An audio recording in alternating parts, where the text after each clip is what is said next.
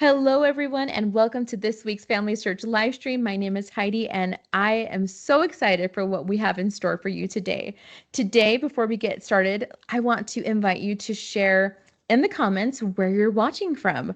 Tell us where you're watching from. It is so neat to not only see that hundreds of you join us from all around the world in real time at 11 a.m. Mountain Standard Time every Thursday to watch these free live streams, but it's also so neat to just see how it is that family history brings so many of us together despite our differences in backgrounds and ancestral heritage. It has no geographic limitations. So let us know where you're watching from. Okay, so I am going to bring all of us up to speed with this being part 2 of a live stream that took place back in July. So get this, we had a family search team member in Norway at a port surrounded by thousands of people, not just Norwegians, but government officials, religious leaders, even Norwegian royalty, to pay tribute to 200 years since a group of Norwegians, the first group of Norwegians actually, left their home country to make their way to the United States in 1825 in search of better opportunities and a better life. And there was a replica of that ship from the 1800s called the Restoration.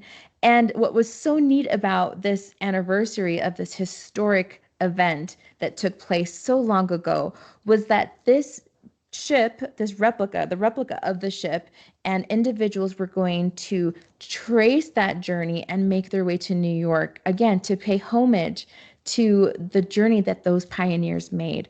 So today, many months later, we actually have this remarkable, the second part of the event where this group of individuals will be arriving to a New York City harbor, and we have Dale Goodman, who was so graciously willing to share his knowledge about Norwegian history and to share his personal connections to the people that boarded that ship back in the 1800s with us and with the family search community.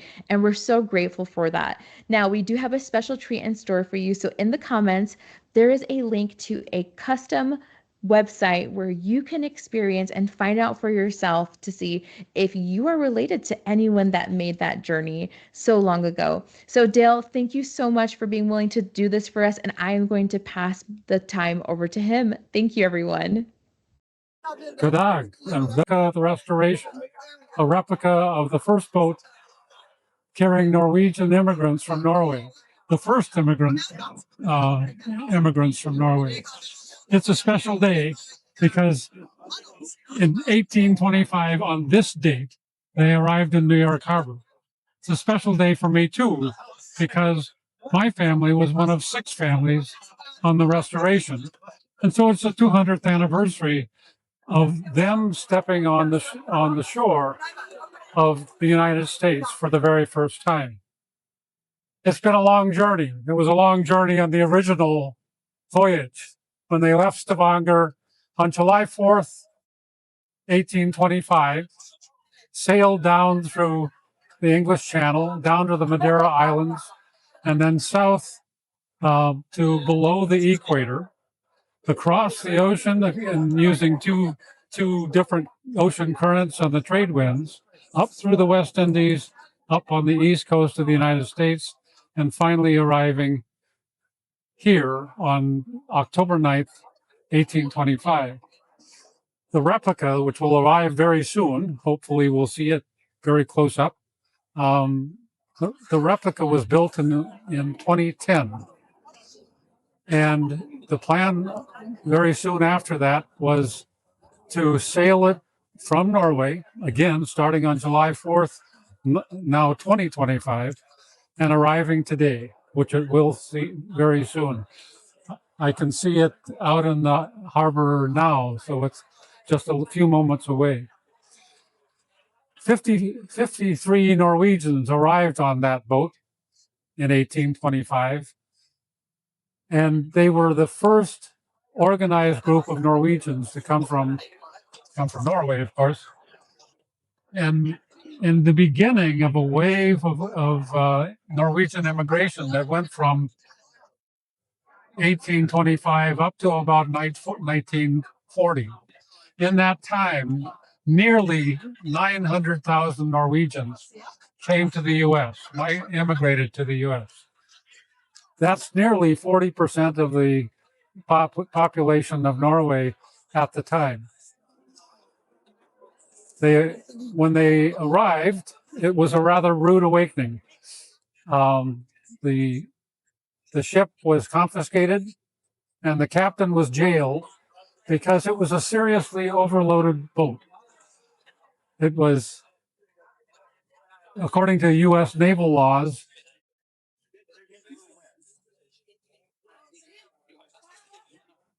here it comes.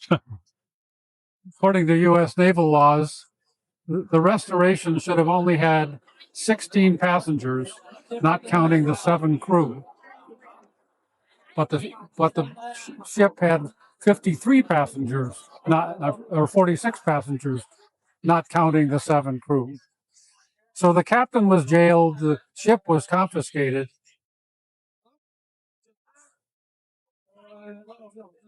And here we come.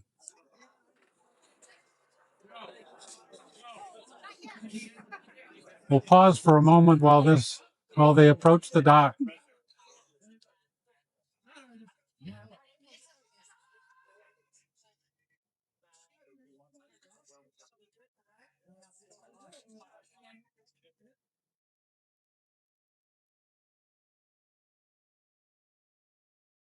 While the sloop is coming in, we'll point out something that the Restoration has one mast and a fore and aft rig, and that's the definition of a sloop. And so when they arrived in New York Harbor,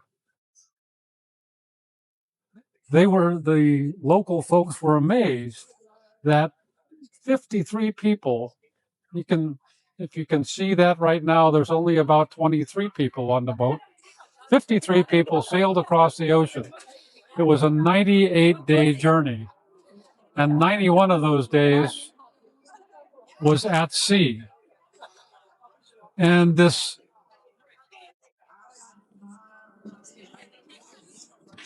the ocean savvy people in New York were amazed that they could have crossed the ocean in that ship. And so the storytelling went on in those first few days with sort of the words, have you heard? Have you heard about this group of people that arrived on a sloop? Well, here they're arriving on the sloop. And it was the Norwegians didn't call themselves the sloopers, the New Yorkers did. And so everyone who came to the U.S. on that boat are sloopers, and all their descendants. The name stuck, and 200 years later, it is still what we call them, the sloopers. The story really starts in Norway as a direct result of the Norwegian Constitution in 1814. The Norwegian Constitution declared that the Lutheran Church is the state church in Norway, and that there would be no other religious gatherings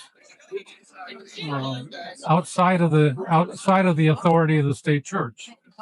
Well, there were 2 budding religions in Norway, one following a Norwegian church reformer named Hans Nilsen Hauge, and the other was a result really of the Napoleonic Wars, where Quakers came back from England anxious to practice the Quaker religion.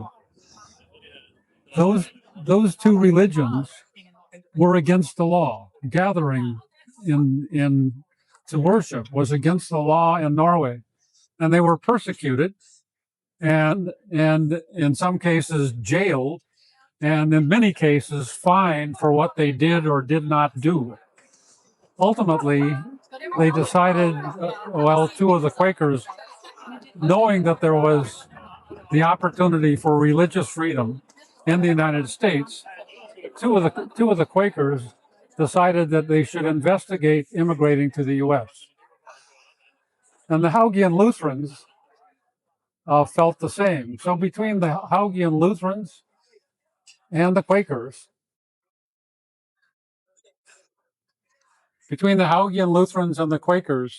they hired a scout. They hired two scouts.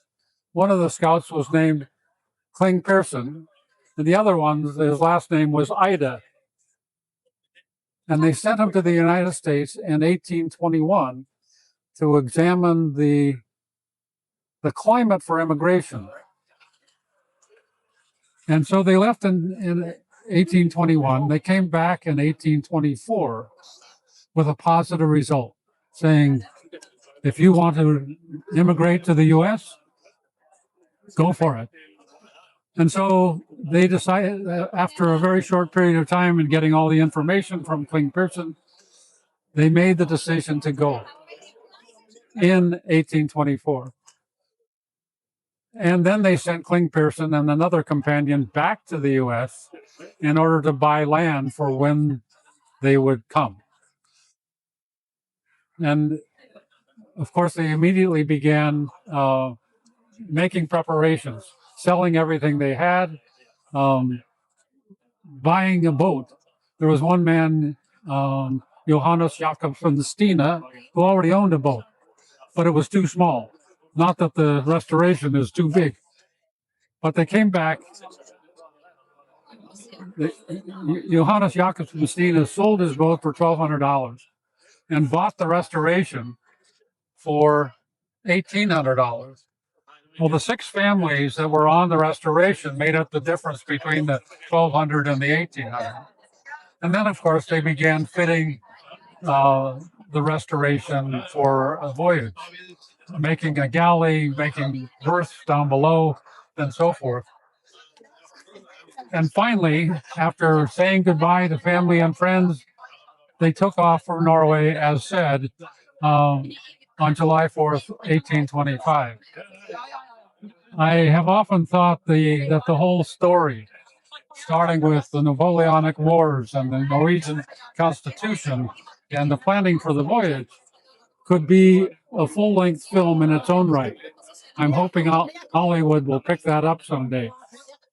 So they took off on their journey and headed south through the English Channel.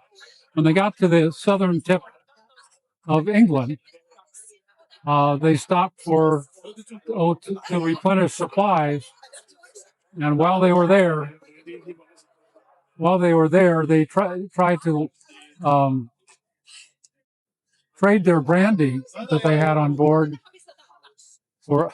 We'll pause here while the restoration docks.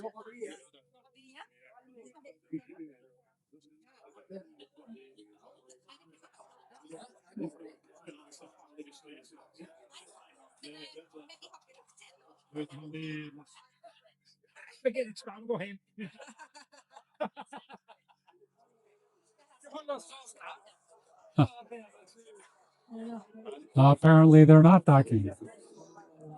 Anyhow, while they were bartering with their brandy in England, they were notified that that's against English laws and that the sheriff was coming to see them. And so they hastily got back on board and took off for sea. They went ahead to the Madeira Islands, where they stayed for a week. And it was sort of a week. At first, they thought it was a plague ship floating into the harbor in Funchal, and they were about to be sunk by cannons that they had aimed at the ship. When finally somebody came on board, made themselves visible, waved their bloomers, and kept the cannons from being fired. Then they spent a week in Madeira Islands, and really a wonderful party put on the council, John March, who also helped them fit them for the rest of the journey. They had 63 more days at sea, and there was lots of seasickness. There was even a berth on board. So they started with 52 and they arrived with 53. There was lots of seasickness, but they all survived. This morning we went out on a boat and met the restoration near the Statue of Liberty. The Statue of Liberty is a symbol of hope, symbol of promise, symbol of welcome. It wasn't there in 1825. It was there in 1885 as a gift from France.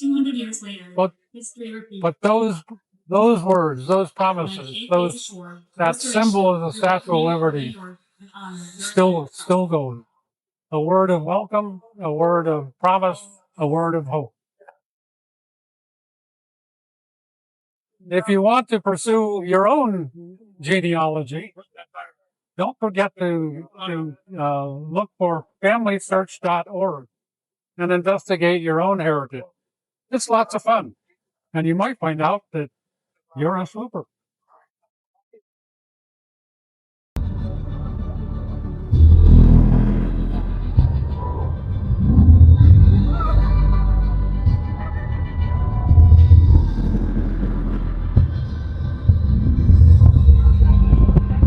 Dale, thank you so much for taking the time to share your wisdom and all of the personal significance that this voyage and historical milestone has with you and your family. We appreciate you. And to those of you watching from the Family Search community, thank you for tuning in. Make sure that you click on the website that we posted in the comments to see if you have connections to any of the people that made this voyage 200 years ago.